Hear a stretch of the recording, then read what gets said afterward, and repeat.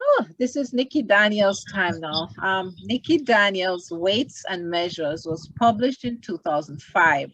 Her poetry has been featured in various anthologies, which are listed here. Her unpublished manuscript, Skywalking, received a special commendation in the Jamaica National Book Development Council Awards in 1997.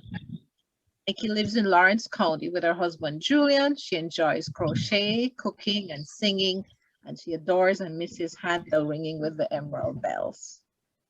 So I have two poems to read. The first one is The Art of Dreaming, after Nakazi Hutchinson. The image on the right is a detail of Hutchinson's sculpture, Dreamweaver. It's a life-size sculpture made of tree bark, driftwood, and resin, and it's in the permanent collection of the Jamaica National Gallery. I'm hearing some feedback, so could you all mute yourselves, please? Thank you. Thank you. Driftwood lounging in a pool of green, connected to the sky by her gnarly hair, spinning from the knotted wood a clean, unpolished arc, as if the sere tree could breathe and reach and feel on its own. Driftwood, the colors of sand, the shape of a nymph with hair like steel, wakes with a fish dream in her hand.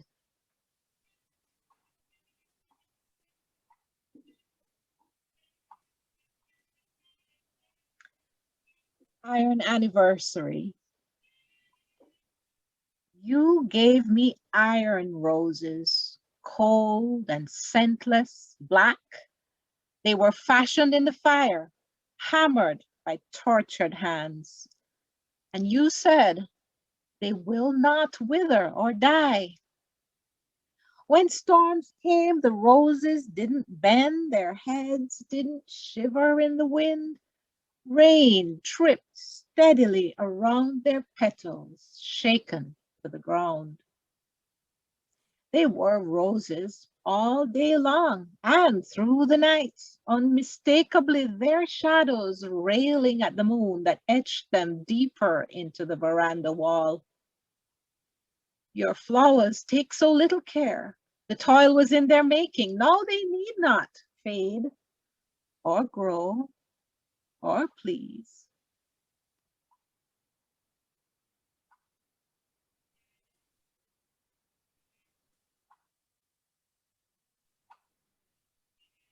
If anyone wishes to comment, you could raise your hand, please. I see Beth's hand. I was just wondering if that gift was appreciated or if this is sort of like, gee, thanks. Your poetry, it's very good, and I love the way you read it too, but that's very evocative. But yeah, it's really making me think, did you like the roses or did you not like the roses? Definitely not. I mean, this isn't a true story. Actually, how it came about was I watched a documentary about making wrought iron roses. And it was fascinating, but at the same time, I was in a relationship where it was going all south. It was, it was not a relationship that was going to work. We had such different ideas about things and the value of things. And I'm not even sure if I don't think this was an actual comment by the person, but it's the kind of thing that they would say that this is a great gift, these roses will never die. But I would have preferred something, real, real roses. So. Thanks. Mim, you had a question or comment? Yeah, I enjoyed both poems. The brevity was, I wanted them to both go on longer because I wanted to know more about your feelings about both items. And and I like how you kind of interrelated the objects of the poems with, you know, the sculpture of Niki Hutchinson, and also this Iron Anniversary. I looked at the Iron Anniversary one as almost as a trellis. It could have been a trellis that was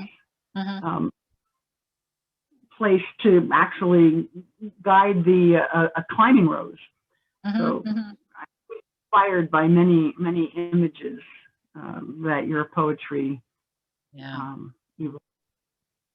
Thank you. You're welcome. Okay, if there's no more comments. Yes, I have one. Yes, go ahead.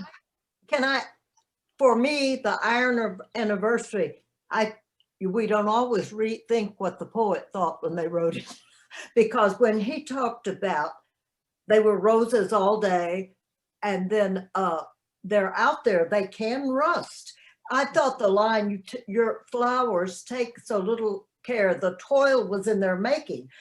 I felt like the person who made those roses was trying to create something that would last. And that's what those iron roses were about. And they need not fade or grow or please. I still felt like they needed to have care of the recipient who got that beautiful piece of artwork, which was the iron roses. So it's kind of how you want to look at it, maybe. Sorry, Nikki. I like the fact that you say they grow or please. They definitely would not please. They definitely wouldn't need to please, yeah. Yeah, that would be something that a gift would have to do, especially roses. Yeah. Nikki? Yes, Sarissa, one more and then we'll go on. Yeah, I thought the title said it all. I mean, an anniversary, silver, gold, paper, whatever, but iron anniversary. Okay. Yeah. That was the beginning of the end. Oh, Lordy. Okay, here is a quote from Nancy Gibbs. Virtues, like viruses, have their seasons of contagion. When catastrophe strikes, generosity spikes like a fever. Courage spreads in the face of tyranny. Just like the snow in Texas and the people that are trying to be kind and those that are not. Yeah, Nancy Gibbs, American essayist, speaker, and presidential historian, former managing editor for Time magazine. I really like this quote. Okay, here's one more photograph of two gentlemen. I just love their t-shirts. Just looks so beautiful. And the socks, the blue socks and the blue shoes on the left, and the blue mask.